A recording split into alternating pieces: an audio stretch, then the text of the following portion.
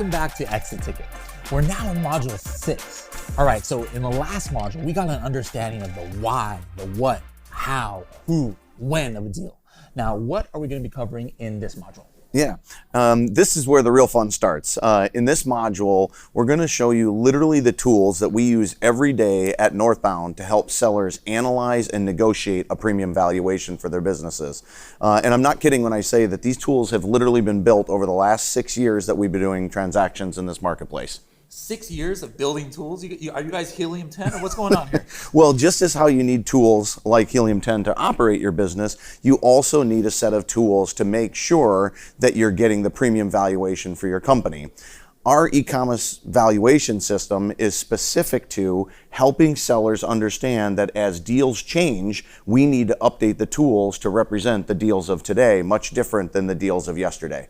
For example, when we started in this marketplace, a transaction typically ranged from a 2 to 3x multiple of your earnings, and you work 60 days and you were done.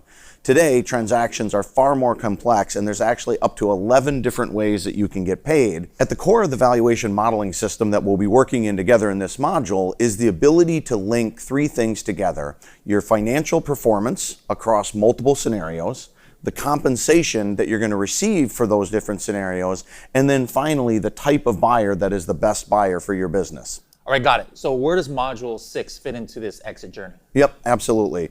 The first place to start is to make sure that everybody understands how to professionally analyze an offer. Because without an understanding of the different components of an offer, it's impossible to know how to negotiate the best one for your business.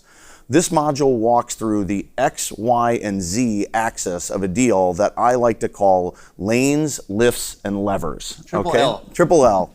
So the first one is lifts. In order to negotiate the right lane or lever, you have to understand the concept of lift. We like to think of lifts in terms of the projected potential of the business across a range of scenarios, from worst case to base case to best case. The next aspect is called lanes. Lanes are simply the type of transaction you do, and it's more complicated than most sellers think in that you can have a minority equity sale where you're only selling a piece of the business. It could be a majority sale where you're selling more than half of it, or you could be selling the entire thing, and each one of those are different lanes. You'll learn that in this module coming up, the only way to get a premium exit is not only to have multiple buyers at the table, but to have multiple buyers in each type of transaction or lane. And then finally, after those, you have what we call levers. After we've identified our lifts and our lanes, the final aspect in negotiating a deal is the levers themselves. Levers are simply all of the different ways that you can get paid. There's actually 11 different levers that we'll be going through in Module 6 to do a complete transaction analysis.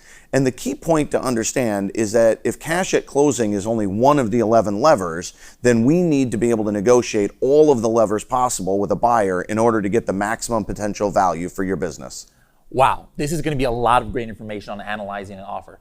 But I have a question. All of this stuff you just talked about, we have 3 different L's and 11 different levers here. Does every deal have to incorporate all aspects of this? Yeah, no, it's a great question. And the answer is not necessarily. If you are a smaller, simpler offer, you may only have 4 or 5 different ways that you're getting paid. And depending on the buyer, you may be getting the bulk of your money, what's called upfront, where the degree to which the business performs after the transaction isn't as relevant to your compensation. But back to the concept that we've discussed multiple times through this program, even if your deal doesn't have all of those components, in order to have what we call an eyes wide open exit, it's really best if you understand all of these concepts and then you work with your deal team to design the right size deal. And the way I like to think about it is make sure that you design it as complex as it needs to be to maximize the value, but then don't add in any more complexity for just complexity's sake. Got it. What else are we going to be going over in Module 6? Yeah. Well, after we go through analyzing an offer, then we get into the actual negotiating strategy of the offer itself. And we go through what's called the offer letter or the letter of intent. At that point, Module 6 ends with now having a single buyer from all of the buyers that you've been considering with a signed letter of intent, and then move forward to closing up your transaction. All right, let's get into Module 6.